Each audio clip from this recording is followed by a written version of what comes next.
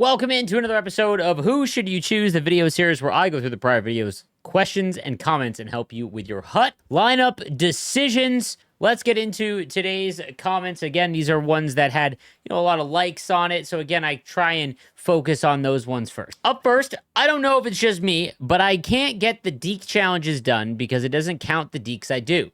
Like, do I need to be closer to a player on the other team or something? Yes, if you were trying to get the dekes for the power-up icon as well as the X-Factor moments, I have that video that shows you how to do it behind the net with the toe drags. But you need to be in the offensive zone. And like I said, one of the easier ways is just do a toe drag around the offensive zone if you can't get it behind the net set up well on squad battles. Again, what I'd recommend is just get close to your opponent, go around the zone, and just keep going 9 o'clock to 3 o'clock and then 3 o'clock to 9 o'clock. Needs to be in the offensive zone. Same thing goes for passes. Almost everything that requires an actual movement, so passes, all that kind of stuff, needs to be in the offensive zone.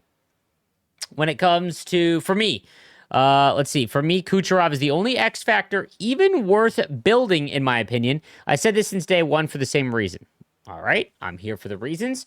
He says, so far we have had 5 free X factor base cards, which is 5 of 8 of Kucherov set free. Okay, that applies also to Heiskanen, Fox, and Nylander, however. Unless he slips on a banana peel, he's a lock for Team of the Year. Yes, so would Connor McDavid, technically. McDavid's X Factor is nasty, but every year his Team of the Year costs 40 Team of the Year collectibles, or 22 if you have his X Factor, fully juiced, by the way, where X Factor tokens will cost the same as Team of the Year collectibles, another hidden cost. So, for 22 collectibles still needed, that means EA values your X Factor McDavid fully juiced at 18 Team of the Year collectibles. In my opinion, it will be much easier to build Team of the Year McDavid from scratch in January than getting his X Factor right now. Okay, my counter argument to that would be if you make Connor McDavid's X Factor, all right, let's say you go out and make it, you can just take Nikita Kucherov's X Factor B and D and still upgrade him at the same cost. And even though you won't be able to get the free upgrades via Team of the Year like you would if you just made Kucherov in this scenario, you could still upgrade him for a cost because you're essentially flipping the cost of upgrading. Let's say you trade in McDavid for his Team of the Year, you're flipping the cost. Again, I don't really see any downfall to making Connor McDavid's X Factor the supercharged one. I have a feeling that McDavid's Team of the Year will not have the same ability as his supercharged X Factor. It's meant to be the holy grail. The gold wheels on Connor McDavid as the fastest card in the game for 0 cost is an advantage like none other in this game, and one we might not see for the rest of the game. The other thing that you're doing here is assuming that the current content team and their current content structure is going to work the exact same as it did in prior years. I don't know what so far has come out that gives you the impression that that we can assume anything when it comes to future events like Team of the Year. Yes, I would hazard a guess that there is a trade-in that you could do for Team of the Year, which is why I think that Connor McDavid is specifically listed as untradeable and not B&D. But that being said, I wouldn't assume that you could, but regardless, you're just kind of flipping the cost because, again, you could trade in McDavid Supercharged for his Team of the Year item, and then you would get the free upgrades for the remainder of the year, and then you would just pay for the upgrades for Kucherov as well. Again, totally up to you, but I don't think that he's the only one worth doing because, again, unless the Team of the Year McDavid gets gold wheels, there's nothing that they could give him that would make him better than the supercharged version, other than obviously the free upgrades. Hey, slaves, my question is, as a primary offline player, can we have one video where you don't read a comment suggesting we're the bad guys or make the game worse? Cheers, brother. I gotta say, man, I pride myself on trying to think of the casual player first, which often usually means the offline players. I don't know what you mean by this. If you mean that you're like the worst player, like you're not good at the game. If I were to guess when it comes to online and offline players, I would take someone that's mediocre online is probably better than someone who is good offline, simply just because you're playing 2 different games essentially. But yeah, man, I don't know, man. I feel like I don't really rag on the offline. I apologize if I do, but I try and pride myself on thinking about the entire player base when it comes to my feedback or things like that. Next up, what's up, Slaves? Was wondering what would be the better option. Scenario 1, use my 82 cover athletes to build 85 Makar and use my fodder on 83 X Factor Heiskanen. Scenario 2, build X Factor Fox, big New York Ranger fan, and build 85 Stamkos, and then use my 300K to upgrade at lefty, maybe Hedman.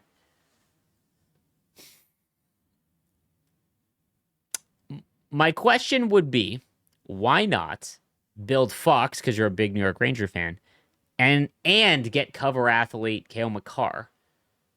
Now, I see what the scenario would be is that because you've obviously got 2 right-handed defensemen, so one of them is going to go to line 2.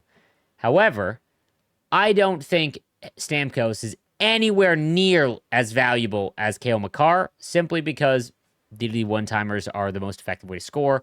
And if you go through, if I were to hazard a guess, here's what I would do to determine what you should do. Go through your point totals. So go through your stats and then go and see who your top point totals are.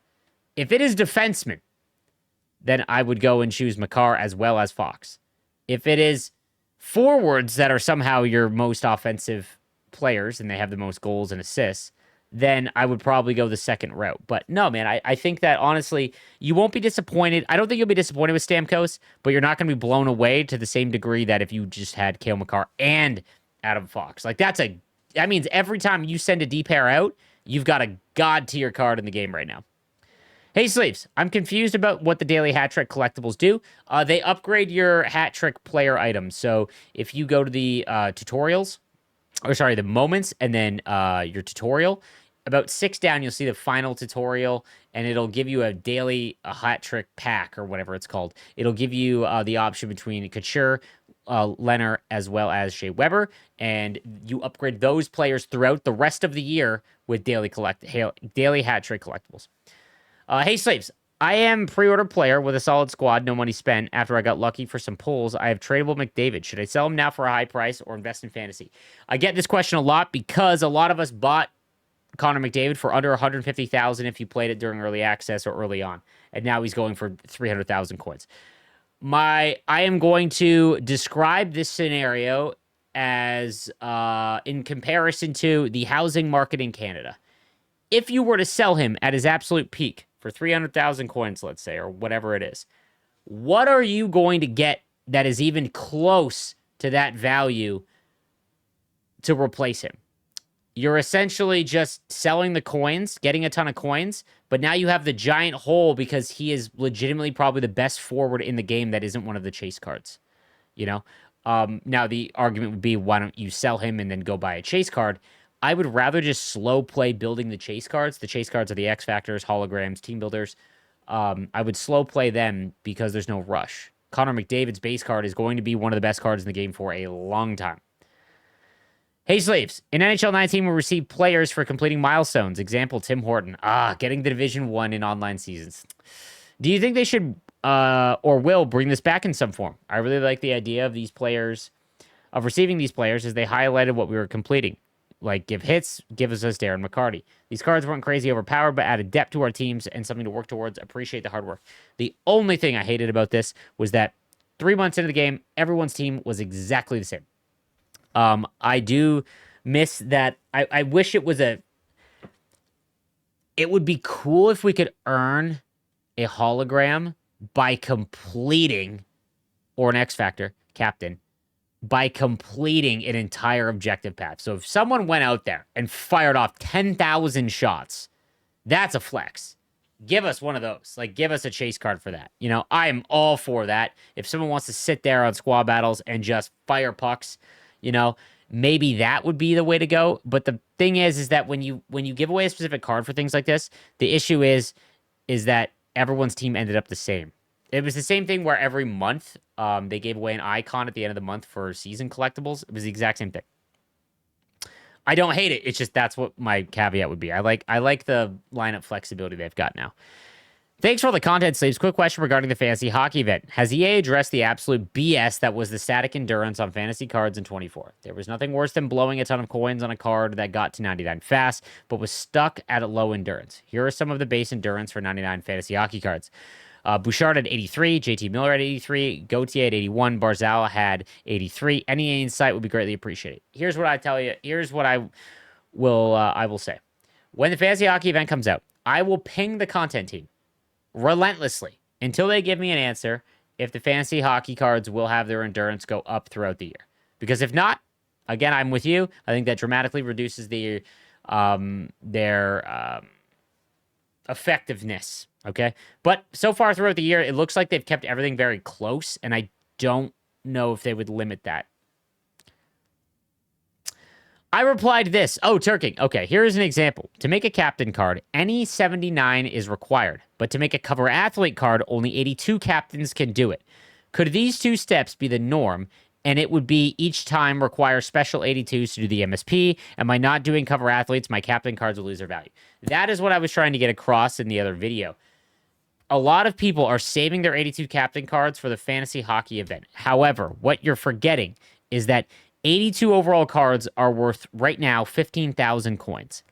Your cover athlete cards are technically worth north of 50,000 because if you trade in 6 of them, they're going for 50,000 on the market. You can make a cover athlete player item, a master set player. If they don't have a specific set for the fantasy hockey event that says trade in 82 and above player items specifically, and it remains like 80 and above or 81 and above, you're going to see a massive miss if you had enough to make a master set player item from the cover athlete event and didn't. Now, the difference here is if you have a couple cover athlete cards that are 82 and above, and you have to then go spend to get the rest to make a master set player item, I don't know if I'd do that. If it was 2, maybe, but anything more than that, I wouldn't. But if you had 6, I would, and you have Makar already, I would go ahead and make the master set player item. I'll be honest with you. A lot of these questions are going to be about the fantasy hockey event. I get it. It's what everyone wants to know what to do. I've stated a number of times, the new content team, and with the new way that they are delivering and changing content, no one has any idea what they are doing and what they are going to do. But I really don't see them going from 79 overalls, which is what the cover athlete event was, which would then 6 of them would get you an 82 cover athlete item. So 79 is the barrier of entry for the event. I don't see them jumping up to 82 overall for the fantasy hockey event. I don't. So that means that your 82 cover athletes are worth just as much as a base 82 overall item, right? And if you have 6 and you could have made like Forsberg or Matthews, then I think you'll regret it, right? But I could be wrong. And if fantasy is the only thing you care about, save everything. Thoughts on time-gated daily pack objectives. I want to log in today, but I have to wait until 4 p.m. Central Time to make it count towards whatever the daily pack is. Technically, it's a rolling 24 hours, so if you, at some point in your normal day, you will have the same time period. Like if you go to work and you get off work at a certain time, you'll still be able to do that, but you're saying like, okay, you have a different time off during this next day. It should probably just be 12 p.m. or 12 a.m., maybe. But I don't know. The reason why they do this is so that people can't just like get a million dailies done and stack them, like if it was continuous. But if it wasn't time gated, then you could just have infinite, like you get people that just farm it until they had enough to upgrade their daily hat trick player immediately. Next up, hey Slaves, I have 2 questions. 1, should I save my 4,600 hut points for fantasy? I want to give away, just got the game. Nice. Will there be number 1 for that? Yes. If you still have 4,600 fantasy or your points, save it for fantasy. Yes. Will there be more X Factor cards released? I'm a Blackhawks fan. I really want a Bedard captain. Yeah, it's not a guarantee that Bedard will be a captain. I could see it, but Series 2, I would guess lines up with Season 2 of the X Pack of the XP path. I don't know when the next season will be or set will be. But we'll have to wait and see how that. But yes, you will eventually get a X Factor from every team. Hey Sleeves, glad the voice is back. I've never been a big online guy, but gave Wildcard a chance just because of the shortness of the games themselves. The relatively quick completion of its reward path, etc. I know you mentioned many liking it because they are actually winning games. I would agree. I'm winning games. That being said, good God, is it such an insanely frustrating experience. So many 1-0 games, so many overtimes, so many shootouts. One small mistake or some absolute nothing play and the puck ends up in your net. Shots taken by the Muffin Man himself somehow go in. I don't understand losing an online game if I know I've been outplayed, but a floater backhander from the blue line that takes longer to get to the net than the runtime of the third Lord of the Rings movie makes me want to throw things. Welcome to Online Hut, my dude, in NHL 24. As a longtime nerd and enjoyer of hockey video games, I would absolutely love to see Wildcard be turned into something more arcadish, something closer to NHL hits, or even older, showing my age here, NHL Open Ice. Some type of random player pool to draft the lineup from that reward path, smaller ice service, no fatigue, line changes or injuries, turbo bars, no penalties, numerous easy, fast goals, massive hits. Oh, my man, you just described what Hut Rush should have been. And for all the people that complained that I wanted Hut Rush out of the game. That's not the case. I wanted Hut Rush to be exactly like NHL hits, and they weren't going to do that. So Wildcard is what we have, and Wildcard, in my opinion, is still better than Hut Rush because Wildcard, they still track. It still tracks. I think the benefit of Wildcard is that it is 1-0 games, and it's over very fast, and you're immediately on to the next one. It gives you a way to play hockey in an extremely fast way, and it is not do this objective like deking between your legs 80 times before you score a goal. It is simply wins or losses. And you still get points, quite a bit of them, for losing online. So, like I said, I wish Hut Rush worked perfectly and they kept it, but Slaves, do you have any info on a patch for the face-off glitch where it replays and kicks you out? It's happened to me 10 plus times where at least half I was winning, and I was wondering, I think I'm going to be able to make multiple fantasy MSPs. I'm sitting on a ton of coins, and I will have enough. Are the sets for week 1 going to stay for the second week like the cover athletes? So if week 1 is underwhelming, then week 2 is worse. We'll be able to make those sets. Usually for these, man, they make it where you only have a week to make each one. That way, they get all your money, if you were going to spend money in the game. When it comes to the replay glitch, they're still fixing launch things for like World of Chell and like the big stuff. I hope they fix the face-off stuff. I would expect it November. I got Nylander, demoted him to the 4th line. He just tires out so fast, it's not even worth having edges on him. Sad of how much of an investment he was. He also gets knocked off the puck extremely easy. His shot is meh. It's crazy because I know there'd be people out there that say Nylander's their best card. But this is my philosophy, guys. I truthfully believe that the way that online is played this year with D2D one-timers, or just like the focus of one-timers being the play, and I think that at some point they'll be nerfed a little bit, as they should, the unscreened D2D one-timers. I think that the defensemen from every event and every chase card are going to be far more impactful than whatever forward you pick because of just the way that you look for goals in NHL. Like, again, Brocklin and Cheese, I would go and look at your stats and see on your team how many in the top 10 are defensemen on your team. I bet you 5 are. Like I said in the last video, you think people will lose value for their 82 cover athletes when fantasy comes out. Could I save the 82 overalls for a future MSP, preferably for a player I like? Also, I have X Factor Kucherov. Will I get his team of the year for free? You won't get his team of the year for free. There will be a cost for the trade, and EA always makes it. Because, again, what'll happen is when Team of the Year happens, they will take how many upgrade tiers you have and then extrapolate out what the cost would be at 99, and then that's the cost of the trade-in. Like, they make you pay for the 99 up front, so you're getting a discount, but not really. When it comes to the 82s, I just addressed this in an earlier question. Like I said, if you have 6, I personally would go get a Master Player item. Love the channel. What would you go for, Wayne or Mario? I like both of them the same, so it's not a question of who's my favorite. Just want to know which is the best in your opinion. I have heard arguments for both. From my experience so far playing with the bigger players, like I said, I've tested out Lindros, I've tested out Rantanen, I've tested out Fantilli, I've tested out Matthews. I find the faster players to be more effective, at least for the way I play. Maybe for Division 1 players, because they're so good at holding onto the puck, and they don't rely on going end-to-end or just cycling around in the zone very quickly, would go Mario. I would go Wayne.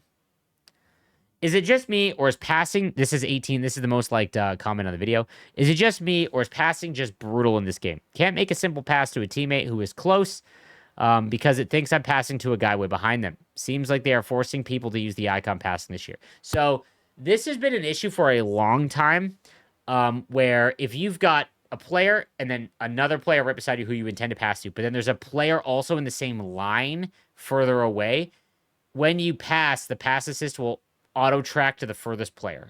It's one of the most frustrating things. Eki has brought this up a number of times as well on his streams. I've seen it. I hope they address this, but I've made a joke. My co-host, my old co-host for my podcast, Kesso, always made a joke that EA's biggest rival is the 3-foot pass because it has forever been their biggest issue. They just can't make it clean. That being said, in the offensive zone specifically, I am almost certain that they nuke the pass assist for the offensive team in the offensive zone to make it harder. So what I mean by that is, in the offensive zone, when you are trying to make a far pass, like let's say you're cycling around the zone and you want to pass back to the point, okay? I have found that if you have not aimed that perfectly, it will just beeline right out of the zone. I don't know how many times that you guys have had that, but I've seen it a lot. And what I've now come to do is I'm always someone that cooks their pass as much as possible, and just the inherent nature of that means that I've got button passing always on. So I always hold down right trigger no matter what I'm doing. It's a meta thing. Competitive players online for years in World of Chell specifically have been doing that. But I always hold down right trigger basically whenever I'm doing anything. So the one button passing is always there. When I'm going back to the point and I need to make sure a pass gets through, I will use one button passing, and it almost always gets it right to where the player I need to. And that's a good point. I've thought the same thing. Are they trying to force you to get used to the one button passing? But yes, that is something I have noticed as well. Has anyone else experienced full stamina players skating like they're in slow motion when trying to sprint? I'm wondering if you mean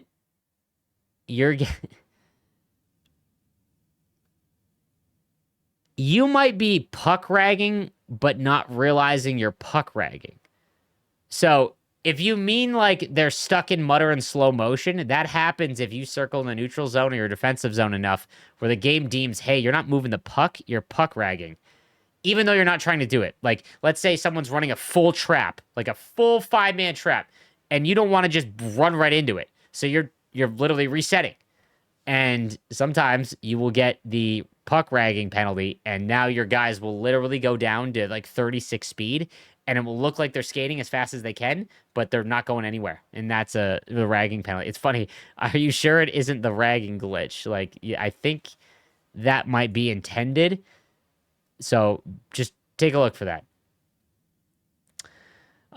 Do the fantasy hockey cards gain synergies as they increase in overall? I would assume so. But again, you can't assume that the content team is going to do anything like they have in years past, given how insanely different this game has been. I agree Heiskanen should be the first captain to make, but with forwards IRL having bigger games, do you think he will get frequent upgrades? He sure didn't last year. With how slow progression is, I would hazard a guess that you will never find a hologram or a captain card from the X Factors be more than 2 overalls higher before the other players get a charity upgrade, like an event card, for example. Like we're 3 weeks into the game launch. We haven't seen an upgrade yet. Think about that. We have not seen one upgrade yet. So last year we saw progression slow more than we ever have. I mean, we didn't get like 99s, like full 99s where they released a ton of them until like the end of August. My thinking is that like we're legit not. I mean, if 8 weeks into the game, 87 was the highest for Eichel, that we'll probably see in 6 weeks we'll see 87s. That we probably won't see 86s until like November. And if that's the case, I don't think they'll allow one of them to get way too out of reach. Maybe, but there's so few of them. Like last year, there was 38 X Factors, and they forgot about them all the time because. So I think that because there's so few, they will make sure they're very close. How do I make McAvoy? You can. I don't think you can now. unless the Game Breaker set is still there. If the Game Breaker set is still there, the only way you can make McAvoy is by doing the 80 overall and above trade-in for the Game Breaker set with 6 Game Breaker collectibles, but you have a chance at making it. That's it. There's no guaranteed way to do it. Sleeves, at 5 base X factors, should I wait to make captain until my team is better because Caulfield is on my first line, assuming I reach 8 bases before Caulfield drops in line? This is a big issue that a lot of people are about to run into because a lot of people are getting, if you had to pre-order the game and you got all the free X factor, base X factors, you're real close to be able to making your first captain card.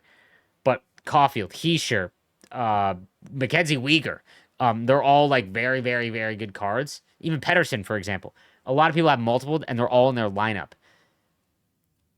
You should have enough B and D cards to make up for it. But on offense, if you go Heiskanen first, let's say, you're losing Caulfield, I would probably wait until I had Caulfield or Heischer. Like, if they're on your first line, I wouldn't do it. I'd wait. You've become a leader of the people in Hut. I appreciate that, man. I'm a casual, no money spent player, and because of you, the last few years, I've been able to build a decent team. My favorite advice is, hey, use the players you like, not just the best player. I'm a lifelong Blackhawks fan, so I've still been grinding to get as many players from my favorite teams. I have the sharp team builders, and I'm working towards Chelios. Also, your advice to play online for Wildcard has been great advice. Everyone needs to follow. What he's talking about is, I've seen a lot of offline players that have been scared to play Rivals because you don't like the experience. You don't want to get shit pumped, and like I understand that. Wildcard is like skill based, so you're probably going to match players around your same skill level, and it's very quick and over with, and you'd be surprised that you'll win games. Like, it's a very good introduction to online play. Also, thank you so much for the nice comments. I appreciate that. Hey Slaves, I have McDavid and Draisaitl as my 1-2 center. Should I sell for coins to buy 76 overalls to help get captain X factors faster? By the way, waiting for the Trouba base card with the gold chicken wing ability. Thanks, I love the content. No, not at all. Much like I mentioned in the McDavid or the McDavid comment above, if you sell McDavid now, what are you replacing him with? Because it's not going to be anything close to what you can get with 300,000 coins. I guarantee you that. I'm free to play and haven't bought anything with coins all year. I have 600K. Is it worth waiting and trying to build a tradable fantasy card? Yeah, just wait until the fantasy event comes out.